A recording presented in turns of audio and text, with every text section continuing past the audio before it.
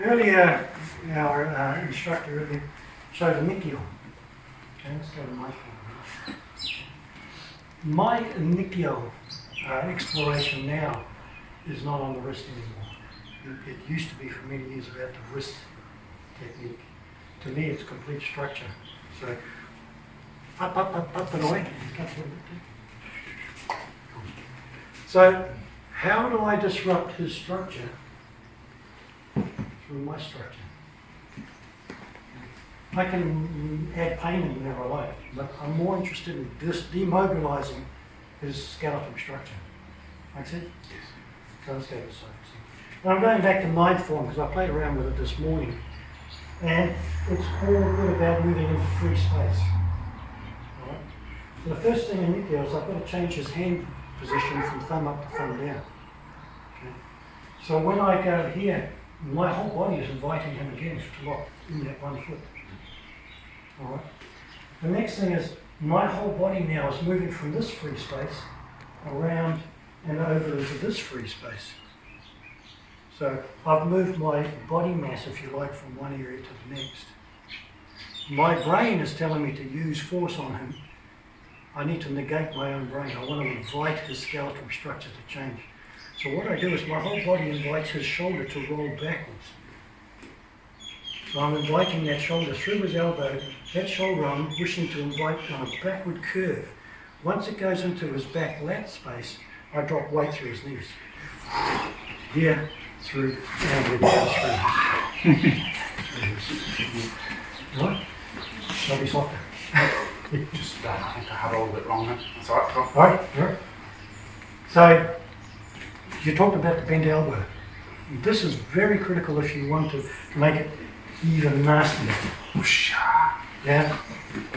But it's not critical. It is appropriate, but it's not critical. The main thing is that shoulder blade.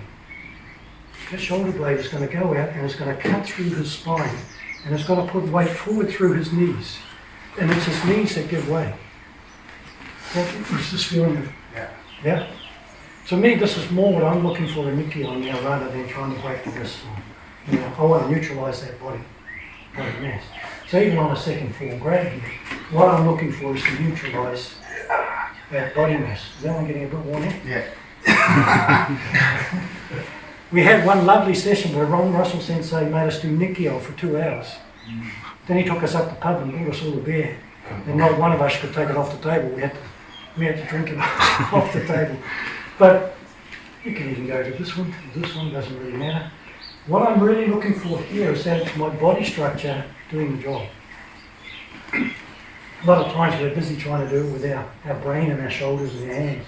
And straight away, he can feel what I'm doing and negates it. Here it comes. He wants to load that anyway. So I want to say, well, come on, bring it on. Bring it on. Okay? Anyway, I'm off on my tangent. Let's go back to where we started. My body structure affecting his body structure. Yeah? So the first part is already loading and putting our foot. My peripheral vision. I don't know if anyone's talked about Zanshin. In sword training we do a lot called Zanshin training, which is a focus. But people misunderstand Zanshin as being monofocused. When Zanshin is focused here, but peripheral vision is switched on.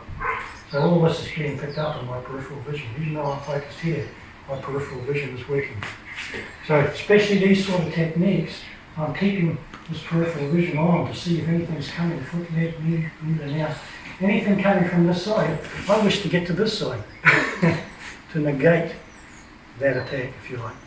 The second thing I want to do is take away his structure. So brute force, or I literally just roll his skeletal structure. I'll come off there so he's too much of a sore wrist. And I'm going to pop his knees through his shoulders.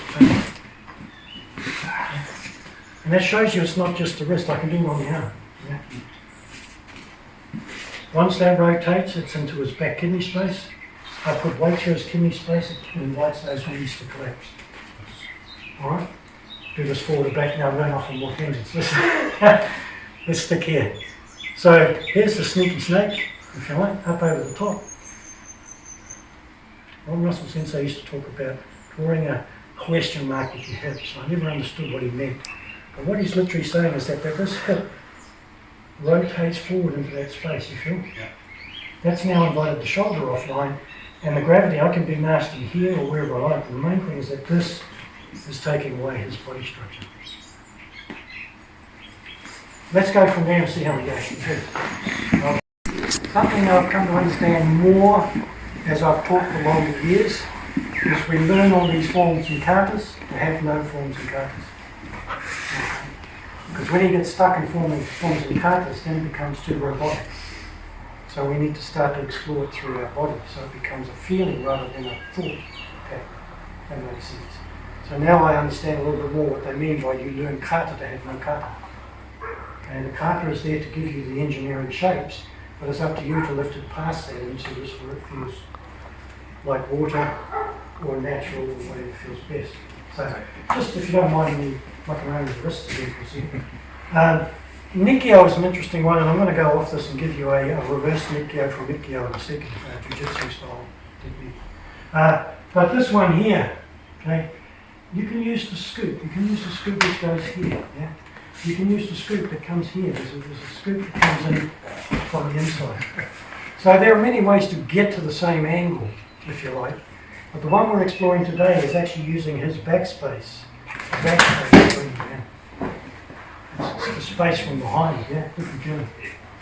Okay, which means my whole body mass is actually getting in there and enjoying the connection to this person. Okay. I was going to go to Sankhya. We'll see how we go for time because there is some nice stuff to explore from your structure to his structure in Sankhya. But just because of some of the queries of what's going on today, if we've got the Ikkyo and we've taken the person down into a nice Ikkyo, the reverse Nikyo from Jiu-Jitsu is the gooseneck. Okay? But it's applied from my center, not from my hands.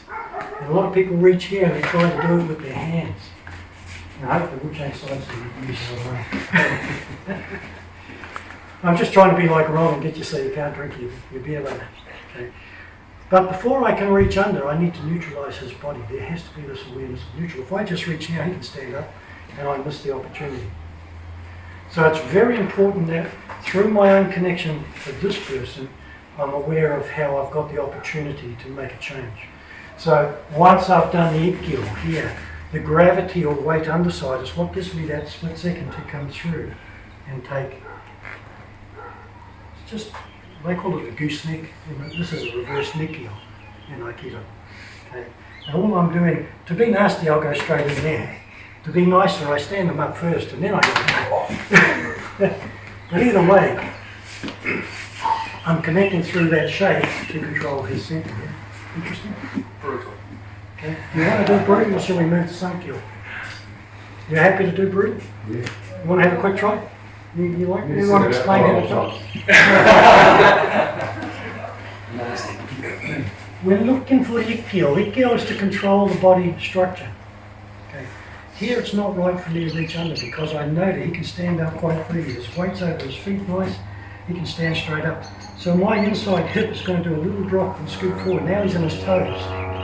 That split second, that time he's on his toes, gives me the time to reach through to get this. Now it doesn't matter where he goes. I'm already connected to his center line. Yeah. He's not going anywhere. Have a quick play.